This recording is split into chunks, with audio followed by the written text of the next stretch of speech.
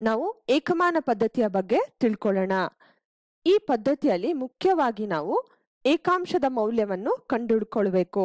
ಏಕಾಂಶದ ಮೌಲ್ಯ ಅಂದ್ರೆ ಯಾವುದಾದರೂ ಒಂದು ವಸ್ತುವಿನ ಒಂದರ ಬೆಲೆ ಎಷ್ಟು ಅಂತ ಕಂಡುಕೊಳ್ಳೋದು. ಉದಾಹರಣೆಗೆ ಮೊದಲನೇ ಪ್ರಶ್ನೆ, 9 ಶರ್ಟ್ಗಳ ಬೆಲೆ 3600 ರೂಪಾಯಿಗಳಾಗಿದ್ದರೆ 5 ಶರ್ಟ್ಗಳ ಬೆಲೆಯನ್ನು ಕಂಡುಹಿಡಿಯಿರಿ. ಈ ಪ್ರಶ್ನೆನ ನಾವು ಬೇರೆ ಬೇರೆ ವಿಧಾನದಲ್ಲಿ ಬಿಡಿಸ್ಕೊಳ್ಬಹುದು. ಆದ್ರೆ ನಾವೀಗ ಏಕಮಾನ ಪದ್ಧತಿಯಲ್ಲಿ ಇಂತಹ ಪ್ರಶ್ನೆಗಳನ್ನು ಬಿಡಿಸ್ಕೊಳ್ಳೋದು ಹೇಗೆ ಅಂತ ತಿಳ್ಕೊಳ್ಳೋಣ. ಕೊಟ್ಟಿರುವ ಪ್ರಶ್ನೆಯ ಪ್ರಕಾರ 9 ಶರ್ಟ್ನ ಬೆಲೆ ಬಂದು 3600 ರೂಪಾಯಿಗಳಾಗಿದೆ. ಹಾಗಾಗಿ ನಾವು ಯಾವ ವಸ್ತುವಿನ ಬಗ್ಗೆ ಮಾತಾಡ್ತಾ ಇದ್ದೇವೆ? ಇಲ್ಲಿ ಶರ್ಟ್ಗಳ ಬಗ್ಗೆ ಮಾತಾಡ್ತಾ ಇದ್ದೇವೆ. ಹಾಗಾಗಿ ನಾವು ಒಂದು ಶರ್ಟಿನ ಬೆಲೆಯನ್ನು ಕಂಡುಕೊಳ್ಬೇಕು, ಅಂದ್ರೆ ಏಕಾಂಶದ ಬೆಲೆಯನ್ನು ಕಂಡುಕೊಳ್ಬೇಕು. ಆದ್ರಿಂದ ಒಂದು ಶರ್ಟಿನ ಬೆಲೆಯನ್ನು ಕಂಡುಕೊಳ್ಳೋದು ಹೇಗಪ್ಪ ಅಂದ್ರೆ ಕೊಟ್ಟಿರುವ ಮೌಲ್ಯ ಬಂದು 3600 ರೂಪಾಯಿಗಳು. ಈ 3600 ರೂಪಾಯಿಗಳು ಎಷ್ಟು ಶರ್ಟ್ಗಳಿಗೆ 3600 ರೂಪಾಯಿಗಳಾಗಿದೆ ಅಂತ ಹೇಳಿದ್ರು? 9 ಶರ್ಟ್ಗಳಿಗೆ 3600 ರೂಪಾಯಿಗಳಾಗಿದೆ ಅಂದಿದ್ರು. ಆದ್ರಿಂದ 3600 ರೂಪಾಯಿಗಳನ್ನ 9ರಿಂದ ನಾವು ಭಾಗಿಸಿದಾಗ 400 ರೂಪಾಯಿಗಳು ಸಿಕ್ಕುತ್ತೆ. ಇದು ಬಂದು ಒಂದು ಘಟಕದ ಮೌಲ್ಯ ಅಥವಾ ಏಕಾಂಶದ ಮೌಲ್ಯ. ಕೊಟ್ಟಿರುವ ಪ್ರಶ್ನೆಯ ಪ್ರಕಾರ ಒಂದು ಶರ್ಟಿನ ಮೌಲ್ಯ ಬಂದು 400 ರೂಪಾಯಿಗಳಾಗಿರುತ್ತೆ. ಪುನಃ ನಾವು ಪ್ರಶ್ನೆ ಕಡೆ ಗಮನ ಹರಿಸೋಣ. 5 ಶರ್ಟ್ಗಳ ಬೆಲೆಯನ್ನು ಕಂಡು ಹಿಡೀರಿ ಅಂತ ಕೇಳಿದ್ದಾರೆ.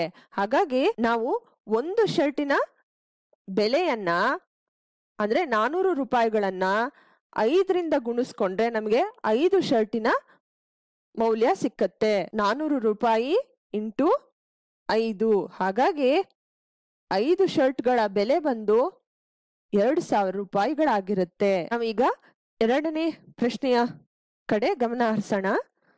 ಪ್ರಿಯಾ ನೋಟ್ಬುಕ್ಗಳನ್ನು ಖರೀದಿಸಲು ಮಾರುಕಟ್ಟೆಗೆ ಹೋಗಿದ್ದಾಳೆ. 5 ನೋಟ್ಬುಕ್ಗಳ ಬೆಲೆ 250 ರೂಪಾಯಿ. ಪ್ರಿಯಾ ಖರೀದಿಸಿದ ಅಂತಹ 3 ನೋಟ್ಬುಕ್ಗಳ ಬೆಲೆಯನ್ನು ಕಂಡು ಹಿಡಿಯಿರಿ. ಇರುವ ಪ್ರಶ್ನೆಯನ್ನು ಅರ್ಥ ಮಾಡ್ಕೊಳ್ಳೋಣ. ಪ್ರಿಯಾ ಮಾರುಕಟ್ಟೆಗೆ ಹೋಗಿ 5 ನೋಟ್ಬುಕ್ಗಳ ಬೆಲೆಯನ್ನ ವಿಚಾರಿಸ್ತಾಳೆ. ಅವರು 250 ರೂಪಾಯಿಗಳು ಅಂತ ಹೇಳ್ತಾರೆ. ಆದ್ರೆ ಪ್ರಿಯಾ 3 ನೋಟ್ಬುಕ್ಗಳನ್ನು ಮಾತ್ರ ಖರೀದಿಸ್ತಾಳೆ. ಹಾಗಾಗಿ ಅವಳು ಕೊಡಬೇಕಾಗಿರುವ ಬೆಲೆ 3 ನೋಟ್ಬುಕ್ಗಳಿಗೆ ಅವಳು ಕೊಡಬೇಕಾಗಿರೋ ಬೆಲೆ ಎಷ್ಟು ಅಂತ ನಾವು ಕಂಡುಹಿಡಿಬೇಕು. ಇರುವ ಪ್ರಶ್ನೆಯ ಪ್ರಕಾರ 5 ನೋಟ್ಬುಕ್ಗಳ ಬೆಲೆ ಬಂದು 250 ರೂಪಾಯಿ.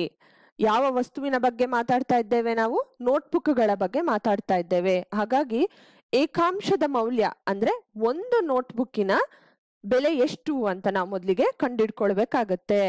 ಕೊಟ್ಟಿರುವ ಮೌಲ್ಯ ಬಂದು 250 ರೂಪಾಯಿಗಳು. ಎಷ್ಟು ನೋಟ್ಬುಕ್ಗಳಿಗೆ? 5 ನೋಟ್ಬುಕ್ಗಳಿಗೆ. ಹಾಗಾಗಿ 250 ರೂಪಾಯಿಗಳನ್ನ 5ರಿಂದ ಭಾಗಿಸಿದಾಗ 50 ರೂಪಾಯಿ ಅಂತ ಸಿಕ್ಕತ್ತೆ. ಅಂದ್ರೆ ಒಂದು ನೋಟ್ಬುಕ್ಕಿನ ಬೆಲೆ ಬಂದು 50 ರೂಪಾಯಿಗಳಾಗಿರುತ್ತೆ. ಮತ್ತೆ ಪ್ರಶ್ನೆ ಕಡೆ ಗಮನ ಹರಿಸೋದಾದ್ರೆ 3 ನೋಟ್ಬುಕ್ಗಳ ಬೆಲೆ ಎಷ್ಟು ಅಂತ ಕೇಳಿದ್ದಾರೆ.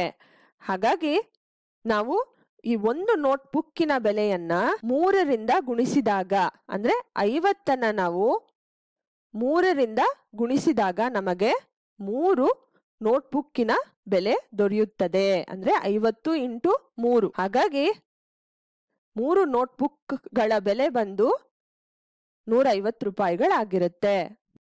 ನಾವು ಈಗ ಏಕಮಾನ ಪದ್ಧತಿಯಲ್ಲಿ 2 ಉದಾಹರಣೆಯನ್ನ ಬಿಡಿಸ್ಕೊಂಡ್ವಿ. ಈಗ ಏಕಮಾನ ಪದ್ಧತಿಯ ಹಂತಗಳ ಬಗ್ಗೆ ಮೆಲುಕು ಹಾಕೋದಾದ್ರೆ ಮೊದಲಿಗೆ ನಾವು ಒಂದು ಘಟಕದ ಮೌಲ್ಯ ಅಥವಾ ಏಕಾಂಶದ ಮೌಲ್ಯವನ್ನು ಕಂಡುಹಿಡ್ಕೊಳ್ತೇವೆ. ಅಂದ್ರೆ ಯಾವುದಾದರೂ ಒಂದು ವಸ್ತುವಿನ ಒಂದರ ಬೆಲೆ ಎಷ್ಟು ಅಂತ ಕಂಡುಹಿಡ್ಕೊಳ್ತೇವೆ. ಒಂದನೇ ಉದಾಹರಣೆ ಶರ್ಟ್ಗಳ ಉದಾಹರಣೆಯಲ್ಲಿ ನಾವು ಕಂಡುಹಿಡಿದಿದ್ವಿ. ಒಂದು ಶರ್ಟಿನ ಬೆಲೆ ಬಂದು 400 ರೂಪಾಯಿಗಳಾಗಿತ್ತು. ಎರಡನೇ ಹಂತ ಬಂದು ಪ್ರಶ್ನೆಯ ಪ್ರಕಾರ ಕೇಳಲಾದ ಘಟಕಗಳ ಸಂಖ್ಯೆಯಿಂದ ಒಂದು ಘಟಕದ ಅಂದ್ರೆ ಏಕಾಂಶದ ಮೌಲ್ಯವನ್ನು ಗುಣಿಸಿ ಅಂತ. ಒಂದನೆಯ ಉದಾಹರಣೆಯ ಪ್ರಕಾರ 5 ಶರ್ಟ್ಗಳ ಬೆಲೆ ಎಷ್ಟು ಅಂತ ಕೇಳಿದ್ರು. ಹಾಗಾಗಿ ಒಂದು ಶರ್ಟಿನ ಬೆಲೆ ಅಂದ್ರೆ ಏಕಾಂಶದ ಬೆಲೆ 400 ರೂಪಾಯಿಗಳನ್ನ ನಾವು 5ರಿಂದ ಗುಣಿಸಿದಾಗ ನಮಗೆ 2000 ರೂಪಾಯಿಗಳು ಅಂತ ಸಿಕ್ಕಿತ್ತು. 5 ಶರ್ಟ್ನ ಬೆಲೆ 2000 ರೂಪಾಯಿಗಳಾಗಿತ್ತು. ಇದು ಏಕಮಾನ ಪದ್ಧತಿಯ ಹಂತಗಳಾಗಿರುತ್ತೆ.